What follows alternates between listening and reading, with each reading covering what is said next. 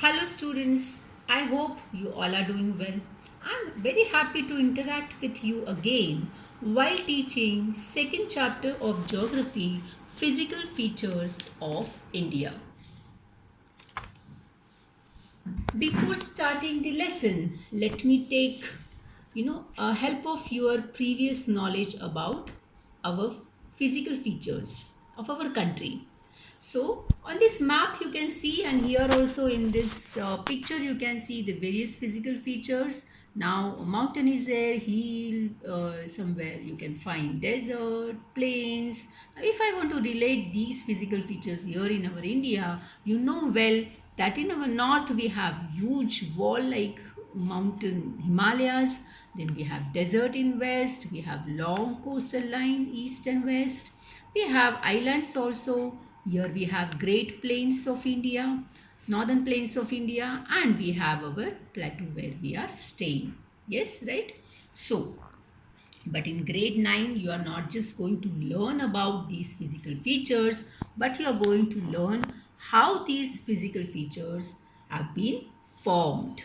Now, as we have seen diversity in the physical features, there is a diversity in major types of rocks also. Some rocks are so hard, like marble, which has been used for making Taj Mahal, and some are so soft, like soapstone, from which we are making talcum powder. So, because we have variety here in rock, we have variety in soil, not just in their structure, but in their color also. So, what are the reasons behind these varied relief formations? So, we can segregate these reasons mainly in two. For one is different geological periods where India's reliefs were mainly influenced. Now, what are these geological periods? You will ask me. For that, I will take you to my map here. You can see here different geological periods, right?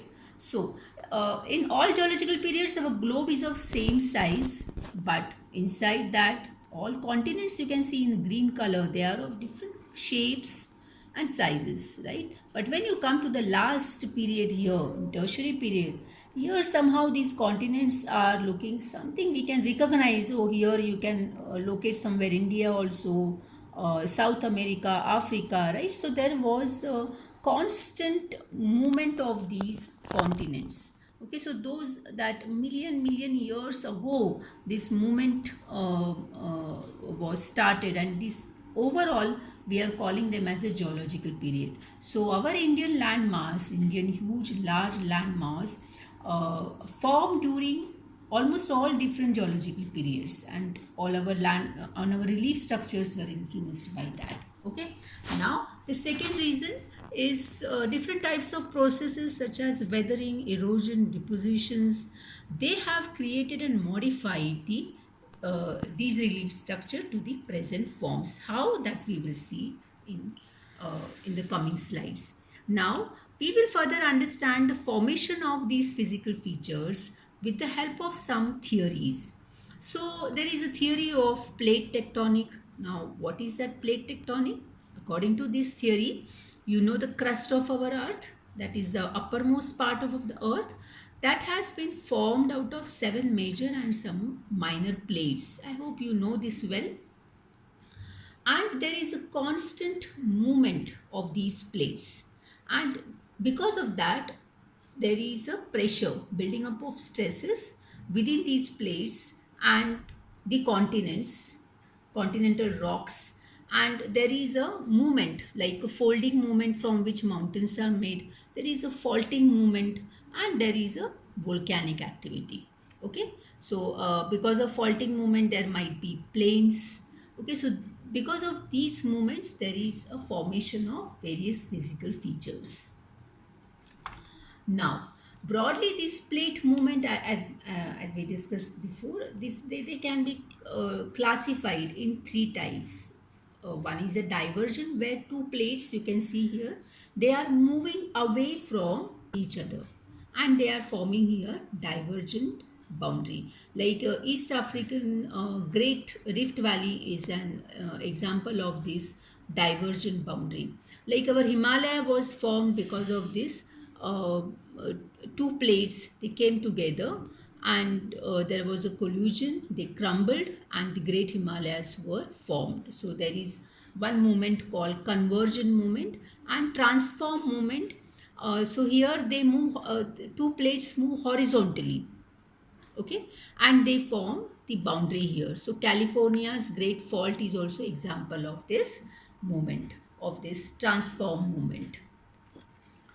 Now, when we are focusing again on our India's land formation, so India was a part of the oldest landmass, that was Gondwana. Now, not whole India as such, but the peninsula part of our India was a part of this Gondwana. So you can see here the picture of globe again. Again, few continents we cannot recognize, but here names are given. You can see here India was a part of Gondwana land.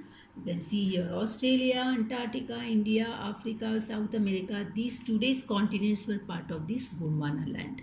Okay. Now slowly, because of the conventional currents, that means the constant heat which comes from the from the interior of the planet surface, that because of that pressure, the crust was divided into number of pieces, and this Indo-Australian plate, because of that pressure, got separated from this Gondwana land. Obviously this was happening at a very slow period, right?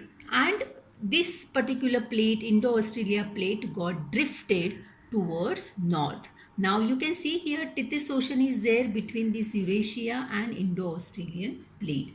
So this got attracted towards this huge landmass of Eurasia. You can see here the drift movement of India's landmass, right? So somewhere around, we can see some 60 million years ago India was here. So India like it was like an island, like how Australia is like island, right? Slowly it got attracted towards Eurasian plates, and obviously there was a great collision, and because of that collision, uh, you can see here the sedimentary rocks which were there accumulated in this Tethys Ocean, yeah, they were folded to form the mountain system of Himalayas and the Western Asia. You can see here the two land masses. There was a sedimentary part, they got converted into the uh, compressed rock, and again because of this collision they were converted into the folded mountains. Okay, so now the Himalayan uplift out of this Tethys Sea and the subsidence falling of the northern flanks. Now here the Himalaya was formed, okay, and there was a formation of the subsidence or the falling of the northern flank resulted into the formation of a large basin, and this basin or this depression gradually it got filled with the deposition of the sediments, okay, the rivers flowing from this huge mountain, and this is nothing but there was a formation of our great northern plains. So this way the northern plains of India were formed, Himalaya was formed. Now, quickly, if I take you to these major landforms like Himalayas and Northern Plains, now we can see that they are the most recent landform compared to the Peninsular Plateau, which was already there part of the Gondwana landform. So, the Gondwana landform was very ancient, but this is the recent comparatively. Okay, here we can see the Himalayan mountains form unstable zone, but the Peninsular Plateau is the most stable land block. So the whole mountain system of Himalaya, you can see here it is full of youthful topography like peaks, high peaks, you can find deep valleys, fast flowing rivers. But when you come to the Peninsular Plateau, it is mainly composed of igneous and metamorphic rocks, and hills are also very gently rising hills and wide valleys. Now we northern plains, they are formed of alluvial deposits. Yeah, you can, obviously it is a fertile land. You can see here the hills of Peninsula Plateau and here the uh, high peaks of Himalayas. So in short, these are our major landforms. There are more landforms also which we are going to see in the next part of the lesson. Thank you so much, students.